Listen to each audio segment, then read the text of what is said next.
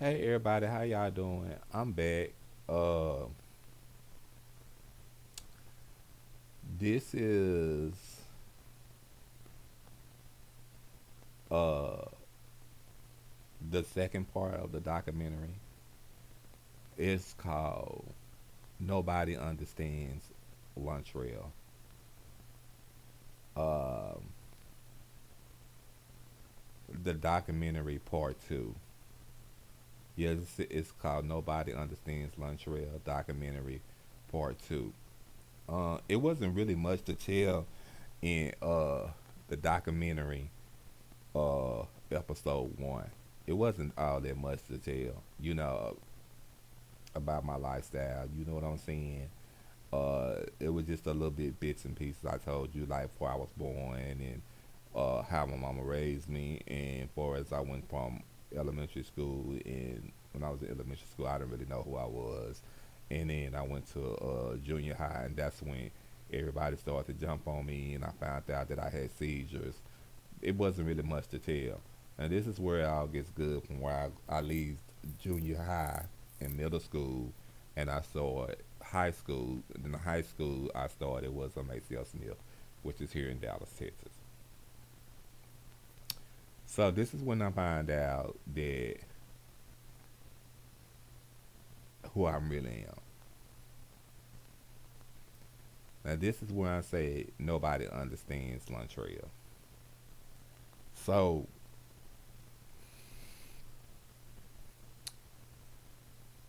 Lontrail starts to, from the first one, he says that how he was babysitting his sister.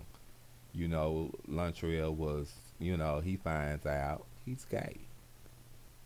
He's gay. Now he realized that he's gay. He don't like girls. I don't think he like is boys. I was gonna say something else, but I don't want to get copyrighted. Uh, he like boys. So he experienced something as you call a chat line. Back then they had a chat line, and he experienced where you can have boys come over. hmm But before I get into that, let me tell y'all something. My grandmama, my great grandmama, not mentioning no names, my great grandmama, she had this guy come over. He was in high school. He would come over, and he would mow her grass and everything. Secretly, didn't nobody know. They won't even know until they see this video. And I'm pretty sure when everybody sees this video, oh, I'm gonna get backlash from my family. I definitely tell you that because secretly didn't nobody know. So secretly didn't nobody know that when he would come over and stuff like that, uh, and he would, my grandma would, tell me take me places and stuff like that, and we'll go to the park and we'll have fun. And secretly, I was messing around with him secretly. Didn't nobody know it. Didn't nobody had no idea. This went on until maybe 2, maybe 3 years before I even really just told my. It stayed on all the way until my grandmama passed away. I'm gonna put it to you like that. Uh, because I'm gonna tell y'all something. Even then, my mama still didn't know that I was gay. I experienced stuff like that when uh I came out. Didn't nobody know I was because I had homegirls that played like they was my friends. I had not played like they were my friends. I'm sorry. They played like they were my girlfriends. So I had homegirls like that. I always kept a whole bunch of girls around me, and I always was cool with them. You know what I'm saying? We always went to the movies. We always went shopping. We always went. That's when my mama that I could like break free from her because half of the time I couldn't break free from my mama. You know, I wasn't allowed to go out. I wasn't allowed to do certain things. But when she seen that I had a girlfriend, it was okay. You see what I'm saying? So, in my mama mind, she thought that the girls that I was halfway hanging around with were my girlfriends. She didn't know that I was still the V word. You understand what I mean? I'm not gonna say it on my recording. So, with that being said, me and the guy, we dated. You know, did some things, had all of that type of stuff. But in reality, like I said in my first video, I got raped. I got raped at a very young age. That's what caused my trauma for my seizures and stuff like that. I never talked about it. I never told nobody how I felt about it because I didn't want to. I didn't want people to know. But eventually, I had to talk about it, and eventually, I had to let people know. But it was only one person that I talked about it with, y'all, and there was only one person that I knew that knew about it, and that was my sister.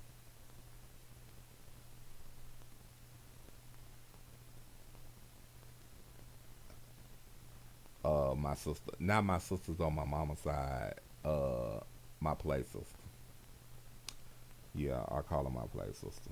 So she's not through my daddy. She was just somebody that we met and we used to call each other's sisters and brothers. You know, like that. So moving along, found out about the chat line. I would like get boys to come over when my mama would go to work. Cause by this time, you know, my mama was separated from my daddy, my stepdaddy, and she would go to work late at night, and she would. I would know what time she coming home. You know what I'm saying? She come home from 11 to 7, and I would have boys. I would have a boy.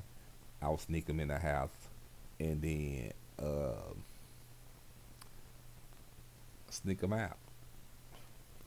Uh, and also I would.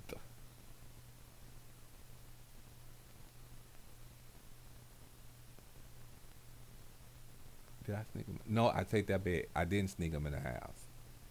When they would come over, I would. Uh, I think I would go outside and talk to them. I can't hardly remember, but I know it was a chat line where. No, I take that back. I take that back. They didn't come over to the house. My bad, child. I see. I have to remember. I have to because this happened so long ago. I met them off the chat line, but I would meet them the next following day when I was going to school, and I would go over their house. My mama never knew that I was skipping school. She never knew all of this. And on top of that, when my mama was like at work and stuff, I was always playing in her shoes, playing with her purses and stuff like that. So she still didn't know who I were. You know, she was always wondering why her heels was dent on the back, but she never knew that because I was pushing forward to make sure she never knew, but she never knew it was me. So, um,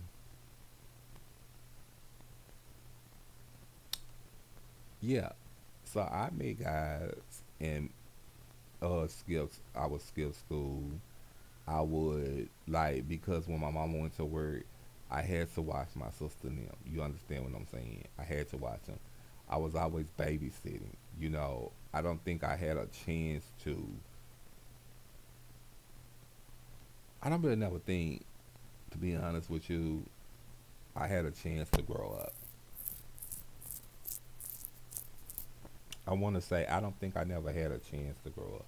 I want to say I don't think I really never had a chance to go out and have fun. You know, sometimes I want to say, well, maybe this is why I did the things that I did. I mean, I don't know. Um, I don't know. That's what I want to say, but it could be not true.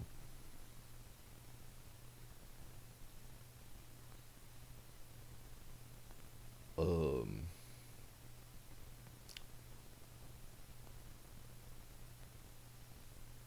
um, I'm trying to see, y'all. I'm trying to figure it out. Also, I was like, um, I was just like going through different stuff. I was going through different stuff. By this time, my mama had started dating another man. I did not like him. I even remember one time running down the stairs and hitting him. You know what I'm saying? I didn't like him. I really didn't. You know, it was. I don't know if it had something with a boy and his mother, but I didn't. I did not like him. I didn't like him. I would wanted her to like break up with him. I thought he was. I thought he was like no good for her. I thought he wasn't right for her. I thought that she could do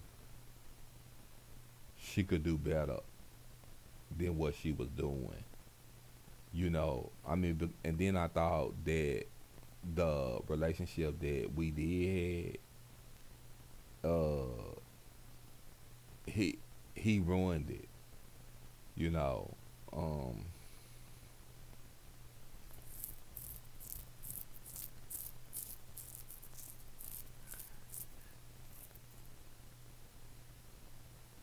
so it was like I just didn't too much care for him, and I don't know, it could be wrong. You know, my mom says that I never liked any of her boyfriends. I never liked any of her men friends. But I don't know if I could recall and say that is true. You know, I really don't. Y'all, I can't really call and say is that true. Oh, excuse me, y'all. Hold on. I can't even recall and say is that's true. So when we was staying, we basically I would call it the hood. We stayed in the hood. So we finally moved out the hood, and we Dallas has this separate area which is called North Dallas. I never forget. So we moved to North Dallas. Uh, that's when only things got I say really can say got worse. Now I'm getting ready to tell the story, y'all.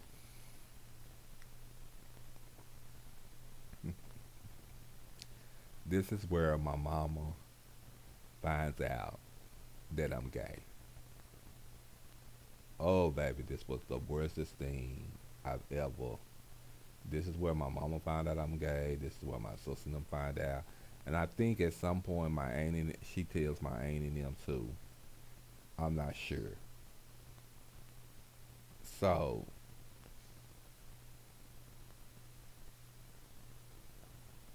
I think I was about around maybe 14, maybe I think I just turned 15 because by my birthday's in December. My birthday come late, so yeah.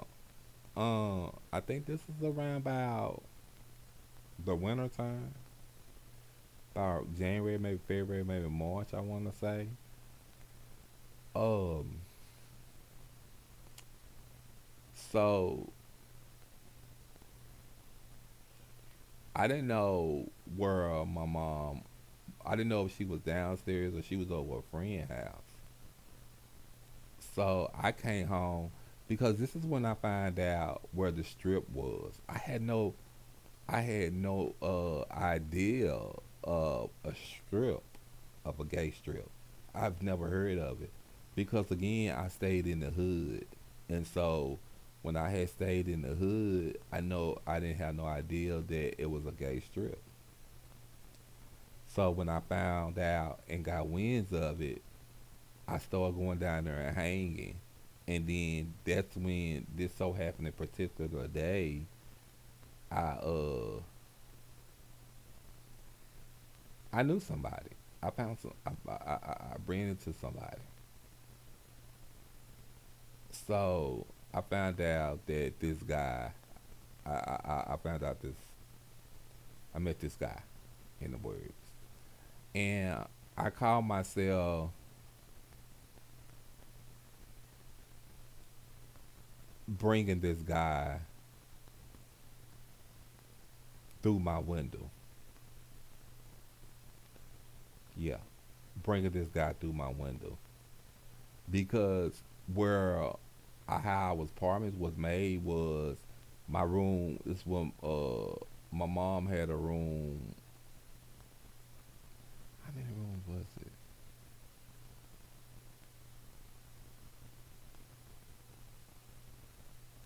I think it was just only a two bedroom.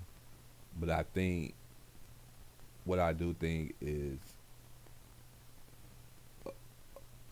um she stayed in like a condominium or townhome, and both rooms was upstairs, and my sister and them slept in one room, and I slept in the other room. My room was by the stairs because she didn't put my sister in the room by the stairs because she felt like it was unsafe. But she put my room by the stairs because she felt, and I liked it anyway because like I kind of guess I could say you can sneak in and out the window. You know what I'm saying? So I brought a guy in through the window, and she, wherever she was, I guess, or hanging out with a friend or whatever she was, or whatever she was doing, I don't know. She sit there and she seen him when he came through the window, and she came upstairs and she said, "Oh yeah." She said, "The same way you came in here is the same way you go out." And she also told him, "Don't come back, or I will call the police." And so she said, "You come downstairs." So I came downstairs, and she told me, "I'm gonna ask you a question, and you tell me the truth." She called my stepdaddy over there, and at the middle of the night, I think it was like 3, maybe 4 o'clock in the morning, and I think he was just getting off of work or something. She called my stepdaddy over there. I was asleep. I was like falling asleep at the bottom of the stairs, and she called him over there, and he came. Uh, she told him what had happened, and he she asked him in front of me, "Was I gay?" And I told her. I think I told her then, yeah, I was. I was gay. Uh, um,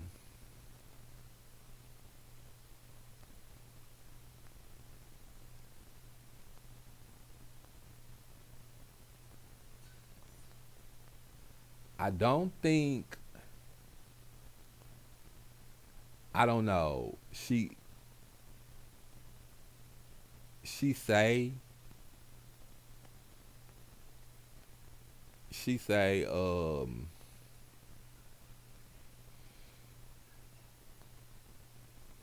she says now she already knew, but she say that she already knew, but from what I seen on her face, she was crying. Yeah, she was crying, and uh, I think she told me if I couldn't buy by her rules, I had to get out. Also, and then I think she said something about.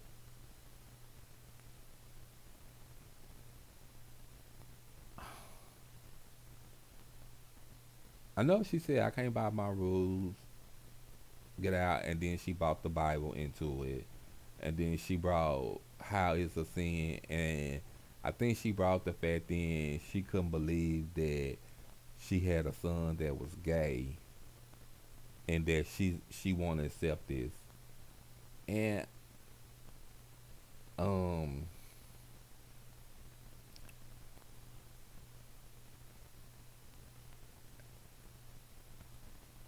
and I'm not sure, but I want to say that I think she said I either to stop this right here or now, or I need to leave.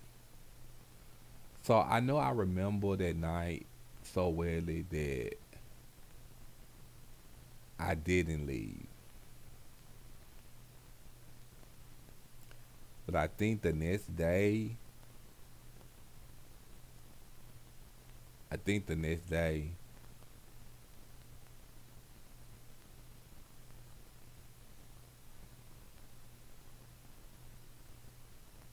I think, I think the next day I did.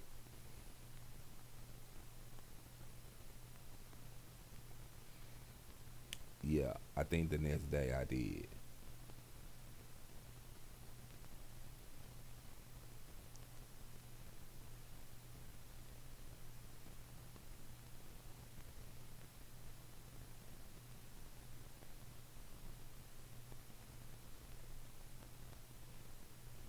I think the next thing I did.